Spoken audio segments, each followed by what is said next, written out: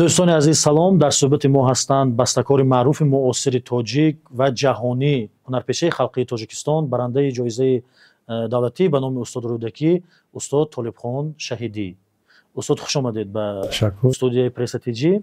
من راستی پیش از آن که برای این صحبت آمادگی می‌دیدم، تماما می‌خواستم که صحبت از دیگر موضوع آغاز کنم، ولی اون چند دقیقه صحبتی که پیش از این ثبت داشتیم فکر ما به دیگر طرف برد. شما درباره خاطره صحبت کردید که من 3 ماه در دوشنبه هستم، گفتید در خانه خودم هستم، در ریال خودم هستم، در محیط خودم هستم و این من به خاطره ها میبرد و برای ایجاد الهام میبخشد گفتید. برای همین من میخواهم که صحبت از خاطره آغاز کنیم. عموما یک مدت وقتی که دور از وطن زندگی میکنید و به وطن برمیگردید، چه احساس شما فرا میگیرد و همین احساسی وطن شما چگونه حس میکنید بعداً؟ وطن این جای بزرگترین برای ایجادکار است و من در خاطر دارم که اولین استاد من این پدر من بودن. پدر من که با نشستهای خود، با صحبت‌های خود، تمرین کردن سرود و رومانس ها در خانه، در حولی، این هم باباخولوف و حنیفه مولان و برنو اسحاق و همکاران اون کس فقط هم در خانه ما بودن، هم در فیلارمونیا، هم در خانه رادیو. در همون جا صحبت‌های و تمرین‌های خود رو با کار ایجادی، با تمرین مثلا سرودی، دیروز نوشتگی پدرم با همراه حنیفه مولان و یا اینکه باباخولوف، مثلا خانه ما اونقدر هم دور نیست. این یک سرودی که در تلویزیون حالا کار میکردم، ردکتور بودم، تمرین میکردم و در زمچورود ما با ماشین رفتیم و احمد باباخولوف در اونجا همین سرود ثبت کردیم در همون جایی که بسیاری ما رفت و آمد میکردن و باباخولوف همه طرفه در دل من حاضرم هستم و پدرم و دیگر آهنگسازا یا اینکه سولیستان تئاتر اپرا، مثلا انسامبل ربابیستایی، خانه رادیو. بعد از این در تئاتر اپرا و بالت من یکمین بار شنیدم اپراهای پدر من، کنده و مدن و دیگر. خب خودم با ژانر میگن نوشتن بالت حرکت میکردم و ملکه صابیر و گفتگی سالسکی که تمامی معروف جهانی، بله جهانی، با اون کس ما یک فیلم بالتی که موسیقی من و اون کس رباعیات خیام، عمر خیام، بله عمر خیام زور دخته ضبط کرده، ثبت کرده دخته و دیگر اپراتورها دیگر و ملکه صابیر رو بخوای بعد چند سال، 2-3 سال گذاشتن و این بالت در یاد من تمام عمر، چون که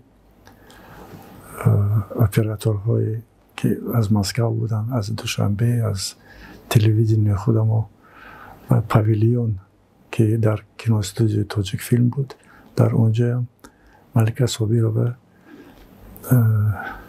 بعضی تمرین‌های خودشون میکردن و هم در تئاتر کنسرت ایجادی خودم مثلا در قصر کرمل میگفتن به من سپارش دادن که من رپسودی نوشتم. این کدام سال؟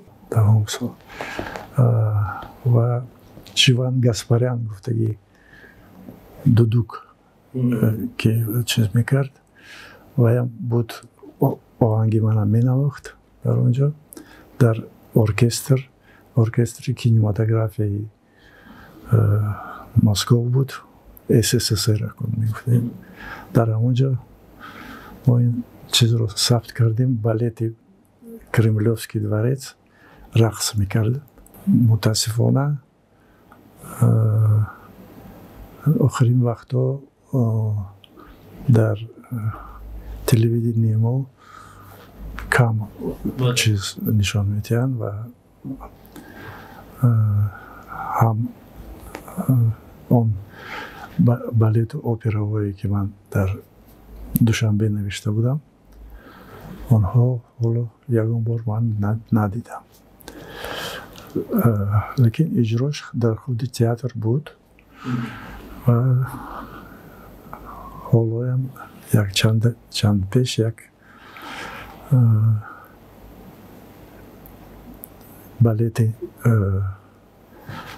که ما درست کردیم و موسیقی من بالت میستری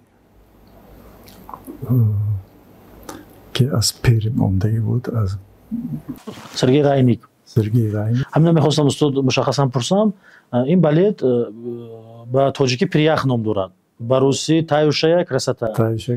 چی شد که شما که بیشتر به موضوعهای تاریخی، موضوعهای ملی توجه دارید با یک موضوع بین المللی رو آوردید؟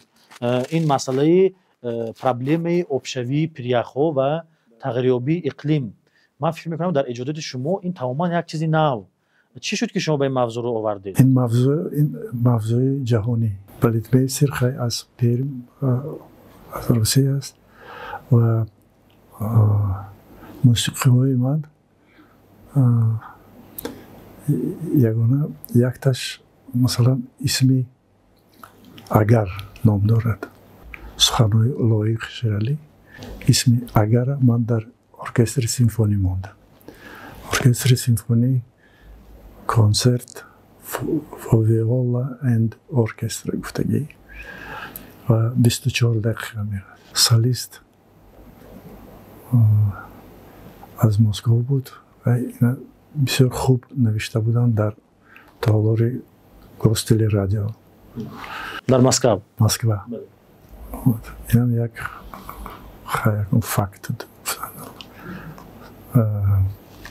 هم باز در همین بالت من یک چیزی نه خودم در کوهستان رفتیم، ورزاب رفتیم و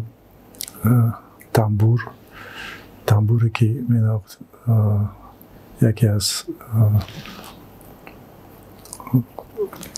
سولستانی تنبور نواز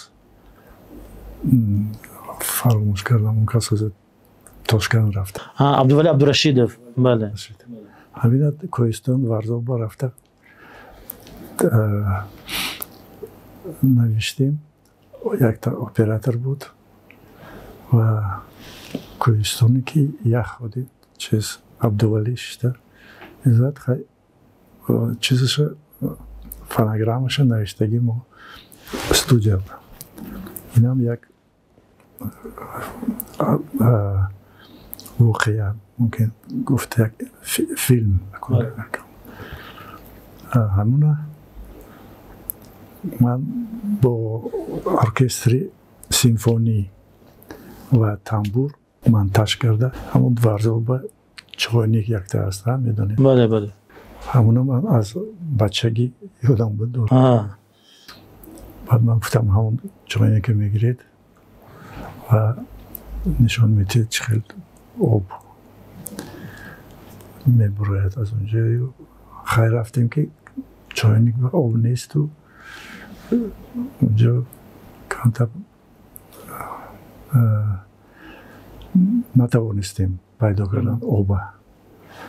بی آب بود. خیلی خودم آسانه баъзе монтаж кардем ҳамон чойникам албатта ҷой ворид кардедон зубор кардем инам ҳаст яке аз охирин чизҳои барои балет навиштагӣ ҳамин аст. ولی استادم پریخبه شما در همکاری با نظام قاسم لیبرت نوشته است شما بالت